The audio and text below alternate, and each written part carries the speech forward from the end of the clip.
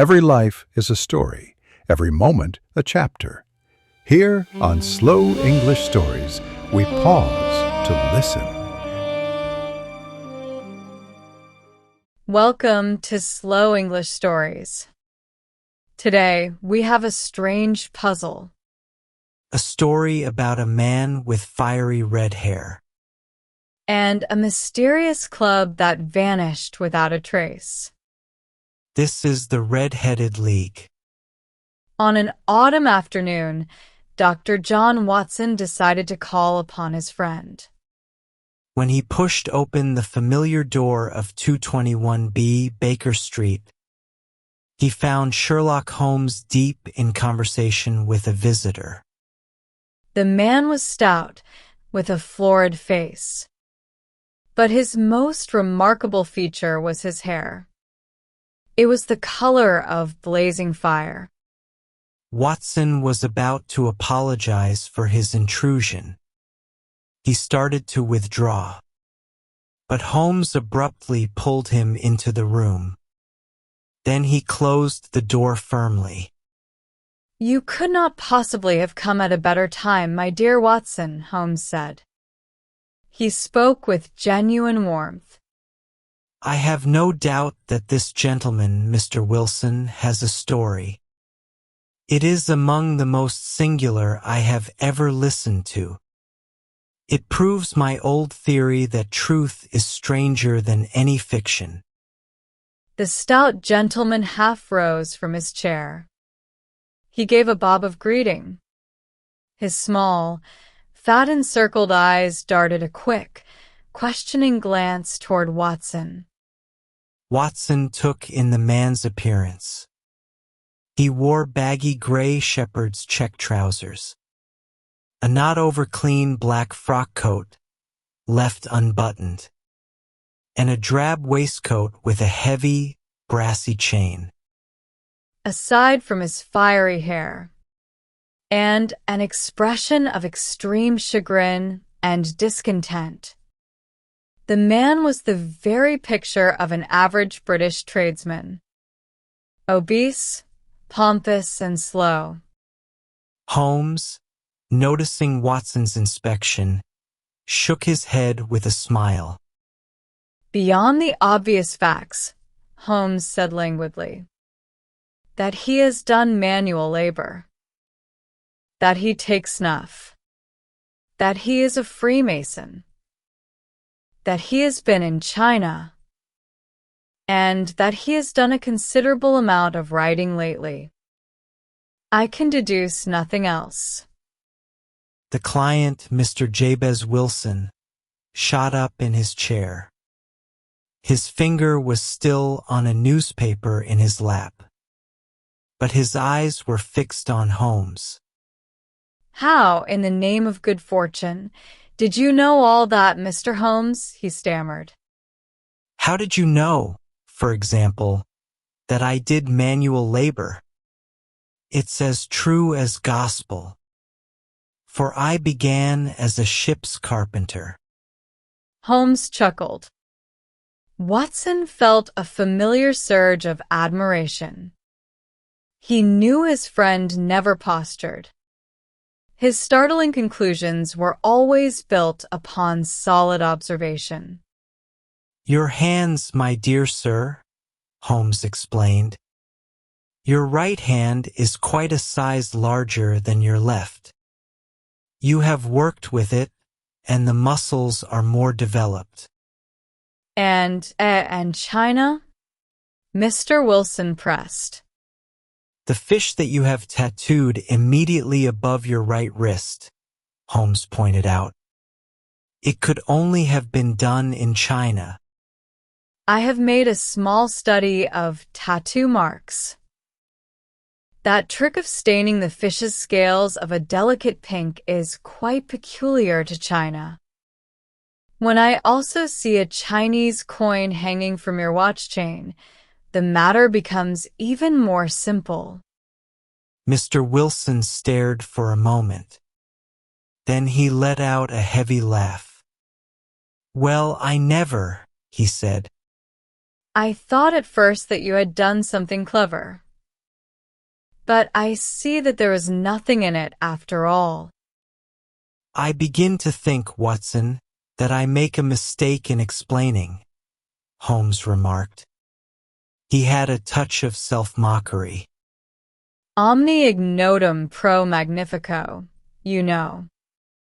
And my poor little reputation will suffer shipwreck if I am so candid. Now, Mr. Wilson, would you kindly recommence your narrative? I should like my friend to hear the very strange sequence of events. Mr. Wilson, thus prompted, pointed his thick red finger to a column in the newspaper. This is what began it all. Watson took the copy of the Morning Chronicle. It was dated some 2 months prior. He read the peculiar advertisement aloud. To the Red-Headed League. There is now another vacancy open.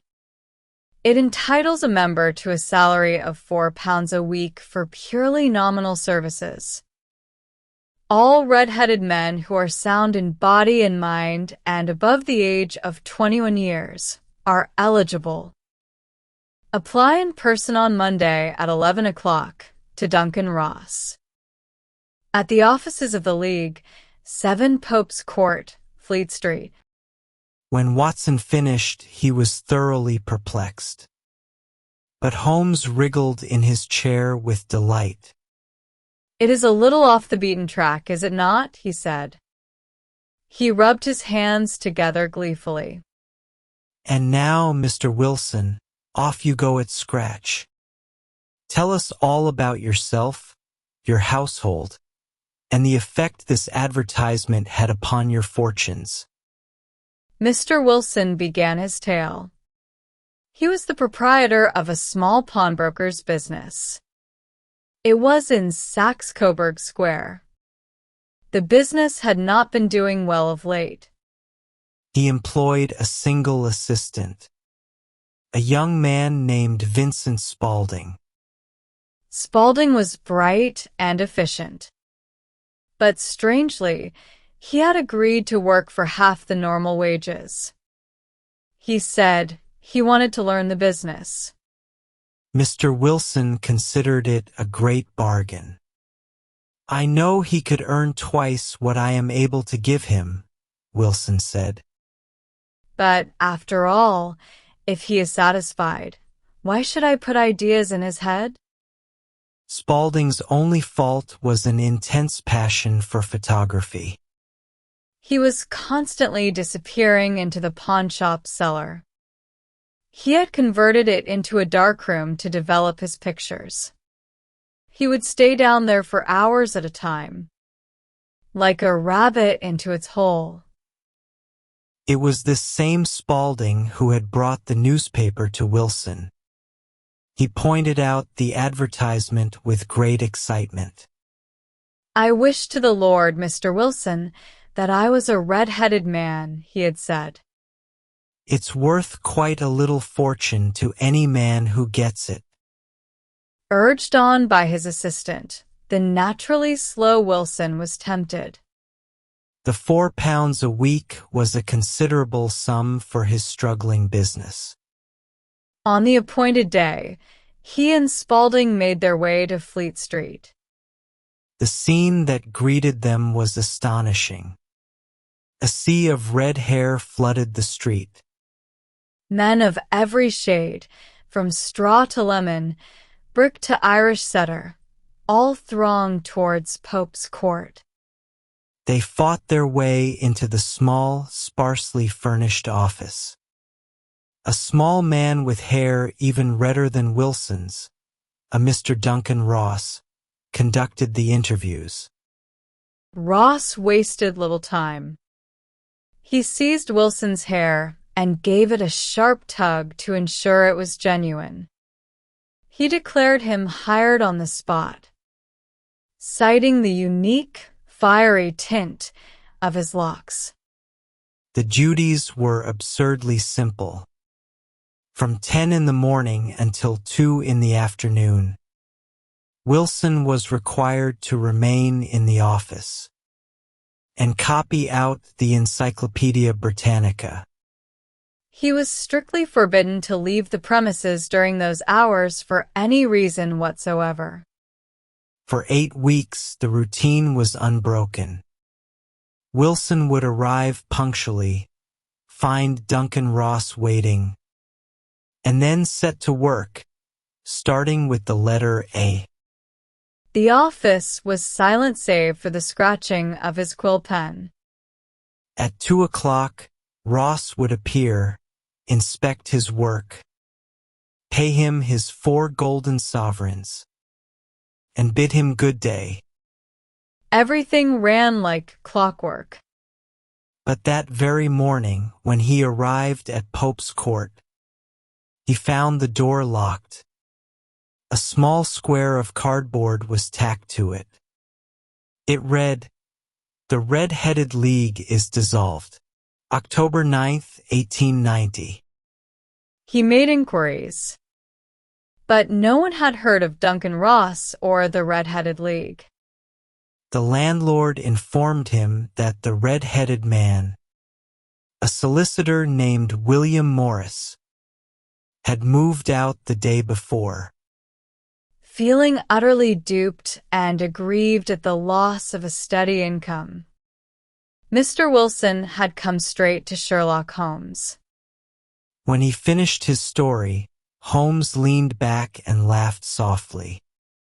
I would not lose a moment in solving it, he said. But, as I have said, it is a most remarkable case. Now a question or two. This assistant of yours who first called your attention to the advertisement, how long had he been with you? About a month then. And what is he like? Small, stout-built, very quick in his ways. No hair on his face, though he's not short of 30. Has a white splash of acid upon his forehead. At this, Holmes sat up. A flicker of intense excitement was in his eyes. I thought as much, he said. Have you ever observed that his ears are pierced for earrings? Yes, sir. He told me that a gypsy had done it for him when he was a lad.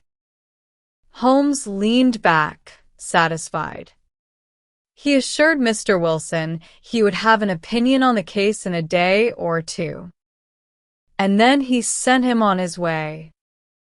After their client had departed, Holmes fell into a profound reverie. He sat in his armchair, lit his pipe, and the room filled with the heavy, contemplative scent of his tobacco. Blue smoke wreathed his head as he sat with his eyes closed. His mind was weaving an invisible net of logic. Watson waited patiently, knowing better than to interrupt. He recognized the signs. Holmes was on the brink of transitioning from languid thought to a state of devouring energy. Suddenly, Holmes sprang to his feet. He placed his pipe on the mantelpiece. It is a 3-pipe problem, and I have solved it, he announced. Come, Watson, we are going out. I think a little music will do us good. But first, we must pay a visit to Saxe-Coburg Square. They took the Underground to Aldersgate. Then they walked the short distance to their destination. Saxe-Coburg Square was a shabby, quiet, and rather depressing place. For lines of dingy 2-storied brick houses surrounded a small enclosure. It was filled with weedy grass and a few clumps of faded laurel bushes, all struggling against the smoke-laden London air. Watson noted the stark contrast between this forgotten corner and the bustling main thoroughfare just behind it. Like the front and back of a picture, one side full of life, the other a dark blankness. Holmes's actions were peculiar. He paced back and forth on the pavement. He carefully examined the line of shops. A tobacconist, a newspaper shop, a vegetarian restaurant, and a carriage-building depot. Watson's eyes followed his. He noted the Coburg branch of the City and Suburban Bank among them. Then, Holmes walked up to the pawnbroker's shop. Raising his walking stick, he struck the pavement smartly 2 or 3 times. The sound echoed in the quiet square. Watson could not fathom his purpose. Next, Holmes knocked on the door. It was opened by a bright-looking, clean-shaven young fellow. It was Vincent Spaulding. "Can you tell me the way to the Strand?" Holmes asked. He feigned the air of a lost tourist. Spaulding gave the directions readily. As he spoke, Watson saw that Holmes's gaze was not on the man's face. It was fixed intently on his knees. After thanking him, they turned and walked away.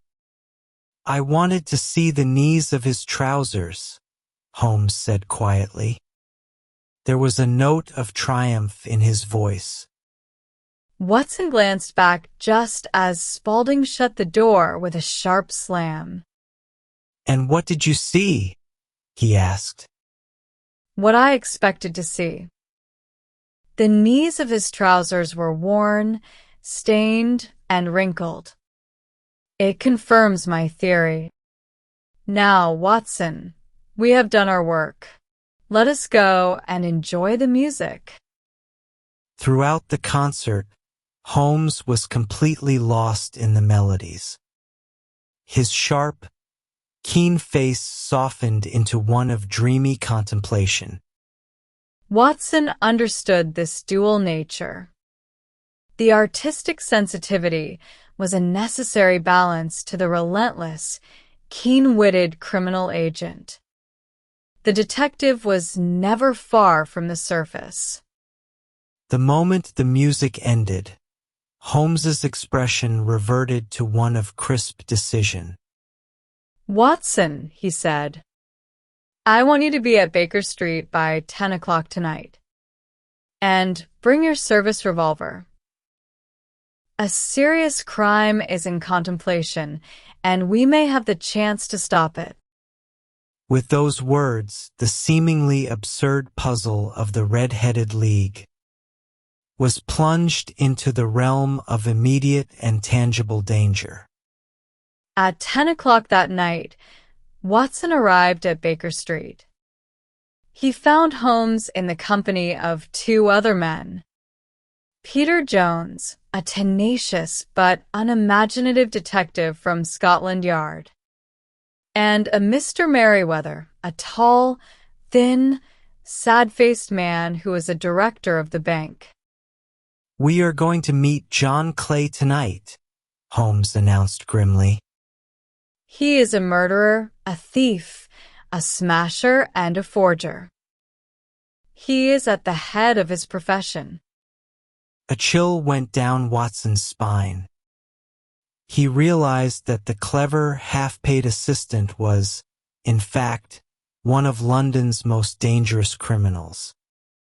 The 4 men traveled in 2 carriages. They moved through the labyrinth of gaslit streets until they reached the City and Suburban Bank. Mr. Merriweather led them down a flight of stone steps. He took them into the bank's cellar vault. The air in the vault was cold and damp. The space was filled with large packing crates. Mr. Merriweather explained in a hushed voice. The crates contained 30,000 gold Napoleons, a recent loan from the Bank of France. "We have had several warnings that an attempt might be made upon it," he whispered. "Your warnings were well justified," said Holmes. He examined the floor, which was made of large stone flags. Then he instructed Mr. Merriweather to douse his lantern. He positioned them all behind the crates. He urged absolute silence. Darkness enveloped them. Time stretched on. Each minute was heavy with anticipation.